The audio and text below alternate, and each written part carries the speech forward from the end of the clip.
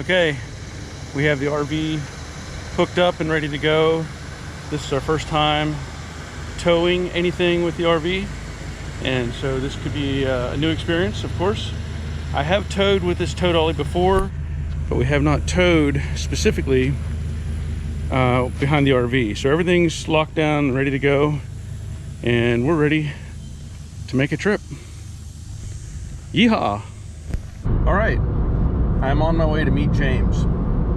Now, from what I understand, he is basically rebuilding or building a 67 Mustang convertible, and he's asked me to come up and maybe help him set up some stuff. So we are in beautiful North Georgia. We set up the RV yesterday, and of course I brought some tools with me. So those are in the back of the car. I have different cameras with me and stuff. But we're getting closer to his place, and I'm going to get there and look around and see what he has going on and what he wants to get done while I'm here. Hey gang, welcome back to Joe Daddy's Garage. Today's video, well, it's a little bit different. I'm up in North Georgia helping out one of my followers on YouTube who also follows me on Facebook, and he has a project. Now, to give you some background, this is a dream car that he's had, and it is basically in pieces at this point. So he had started with a 67 Mustang convertible, but it was obviously in really bad shape, and he has decided to rebuild that car using a variety of parts from NPD and Dynacorn and CJ Pony. So what you see behind me right here is all the parts for this car. There's also a frame jig underneath all of that. So what we're going to do is expose the frame jig, try to level that up, and start laying pieces on it to see if we can arrange the basic parts of the car on the frame jig. So there's some work ahead of us, but I'm going to introduce you to James, and we'll talk about his project. All right, so I'm here with James, and you know, James has been wanting to build this car for quite some time, but James was injured a few years back and can't really do a lot for an extended period. So that limits him in what he can work on and for how long. So the stuff that he does, brief time period, but he has to rest and, you know, recover from that effort. So what do you think you're It's been a long time coming. It's been my dream car ever since I owned a 67 when I was 18. I drove that for 5 years, and it was a blast to drive. Yeah. But I got older and had a family and had to have a more reliable car back in the late 80s. And I ended up getting rid of that 67 and buying a brand new car. Still regret it to this day, but I'm going to build this 67 convertible. I had a coupe, but the reason why a convertible this time is inspiration from your videos. I saw the car that you built. the Brooklyn Pony is a convertible project. And then I wanted a convertible because my last car was actually a 93 Mustang and it was a convertible. Okay. And I like the feel of a convertible. Yeah. Plus I'm 6'3". I was gonna say you're 6'3". Yeah, so that convertible comes in handy whenever you're tall. And then when I started this build, I didn't know that I was gonna be injured, and this project put on a hiatus. Yeah, put on hold for a period. So, well, we're gonna try to see what we can get started at least, and hopefully, you know, get the ball rolling. And we'll see how far we get. So we're gonna move all these parts out into the driveway and take some pictures and videos of that process. And then we'll take a look at the frame jig and see if we can't at least get started. So what we have here, this is the original rear axle, front spindles, lower control arms, a few other pieces and parts from the original car, original 289. And then we have a stack of new parts here. So we have quarter panels, shock towers, front, right and left. There's the rear shock brace, aprons.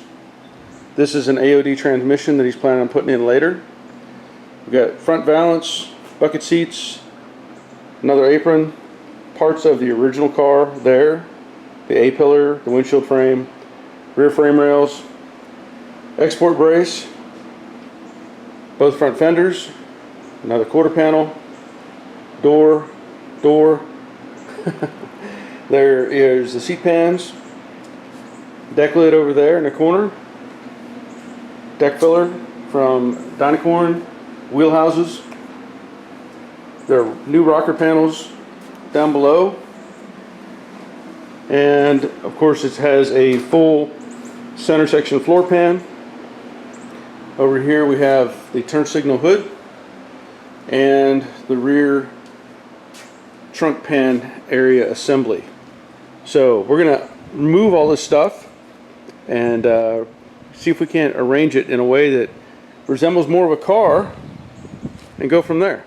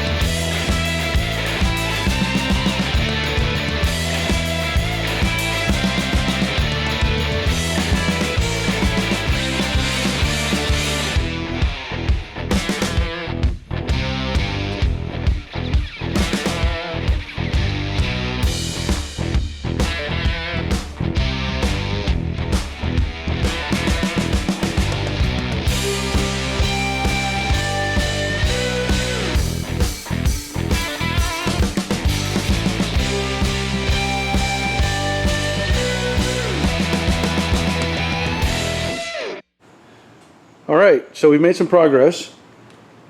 We've leveled out the frame jig, and we've pre-tested and pre-fitted, let's say, the rear frame rails, the trunk pan, and the shock brace in the rear. We wanted to verify measurements, make sure it was right before anything gets close to even welded together. So right now we're going to stop for the day, but hopefully tomorrow the plan will be to weld on the vertical pieces that support the frame rail in the rear and also in the front where the leaf springs would mount, and be able to verify that location, make sure everything's square with the frame rails, and then he can start working on the floor pan or trunk pan and getting all that in place. So for the rest of the day we're going to clean up. We pulled the welder off the wall. We verified the air compressor works, so that was the first time fire up. We did not film any of that. And we're going to take all these parts and pieces and get them inside the garage, because the sun is our enemy at the moment. It's coming right into the garage and making it really hot in here. So hopefully tomorrow we'll be able to get more done on the frame jig, but that's it for today. So it's day 2, and I just wanted to show you we are set up at Battlefield Campground in Ringgold, Georgia. And the only thing negative about this place is the highway's right there. So you can hear all the traffic running by all day long. I mean, that's interstate, that's I-75. But otherwise, it's a decent, campground. And there's our setup. So I'm gonna head over to James's place and we'll get moving on day 2. So in the previous segment, we had cleaned out his garage, organized all the parts, set up the jig, and we've got to do some welding on the jig to make sure the frame rails are in the right place. Hopefully we can get that taken care of today, start getting pieces set up on the frame jig, and then we'll see how it goes from there. All right, so with everything kind of piled up on the front half of the jig, we have pre-assembled the back half. So we have the transition panel and the trunk drop-off panels. That is a complete assembly. And we have fitted the frame rails in to the pockets they belong to. And of course this is a 67 specific car. So the frame rails are a little bit different. These are the upgraded or improved versions from NPD. And so there's an internal structure welded into this, and you can see they're wider in this midsection. So the frame rail gets a little bit, you can see the width right here, and as it comes back this way it gets wider, and then it goes back to the original kind of width in this location. On the convertibles there's also this plate that goes inside that helps reinforce this space. So this plate's a little bit different. It's like a box with flanges here, flange here, and a flange here, and this lower flange which interacts up against the inside of the rail. So at this point the plan is I'm going to weld on these pieces of angle iron, and that's to help keep the width correct. And we're going to weld on a piece of angle iron up here. The holes are center to center at 37.6 roughly, 37 5/8. So we're going to weld that on and then take everything loose, remove the shock structure, remove the pan, and basically flip this over so that we can get it on top of the jig and then weld in the jig strut supports for each frame rail. And that way we know that everything is square, and once it's on the jig, it's not going to change.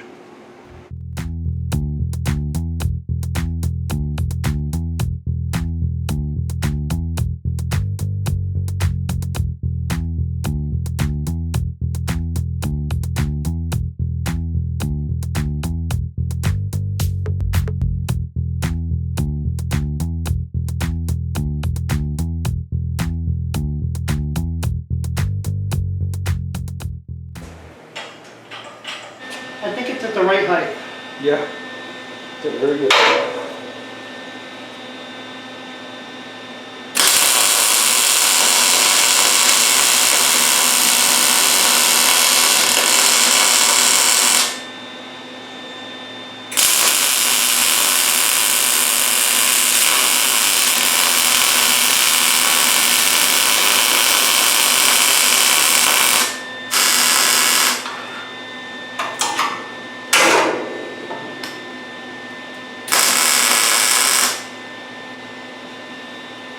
Want to put any more welds on these upper flanges?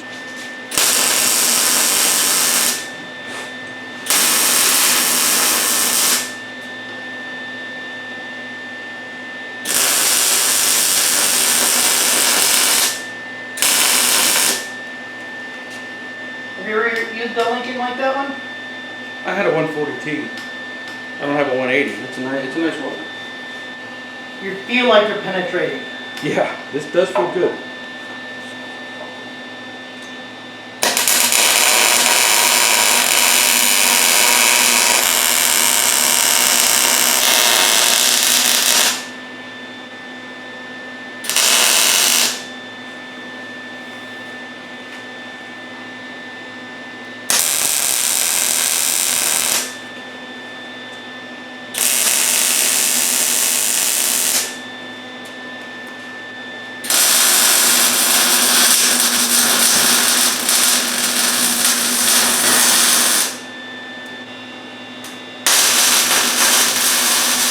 Sounds better. Yeah, it's a little fat weld though. Yeah. Have to grind it down.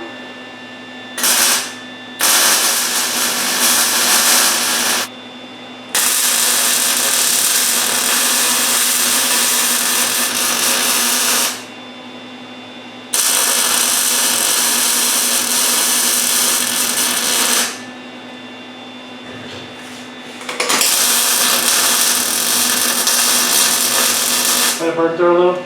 Well, it just burned the edge off. Oh, okay.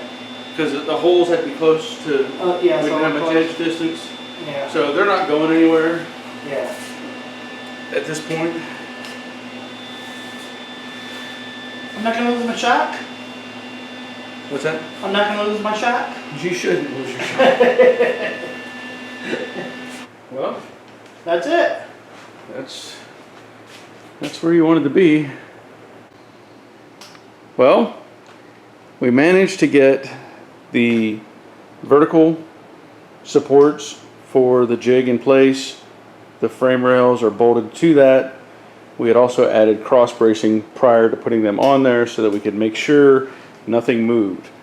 And we now have the shock support, brace, bracket, whatever you want to call that, welded in. And a test fit of the rear floor pan with the drop-off panels and everything in place. And it's nice. The holes line up for the jig holes. So that's always a plus. And things are looking pretty good. Still a lot to do. All right, I think that'll be the end of this video. You know, there was a lot of stuff going on here with James's project. Obviously he had all the parts, all the pieces, he had the foundation for his jig, and he needed some help. So I was happy to come up here, get things straightened out with him, organize it a little bit, and start working on the jig, and of course the assembly process has begun. So now that the tail section is in, and at least fitted up, we can, you know, continue with the process, or he can continue with the process, and hopefully the ball keeps rolling forward without any conflicts. You know how that is.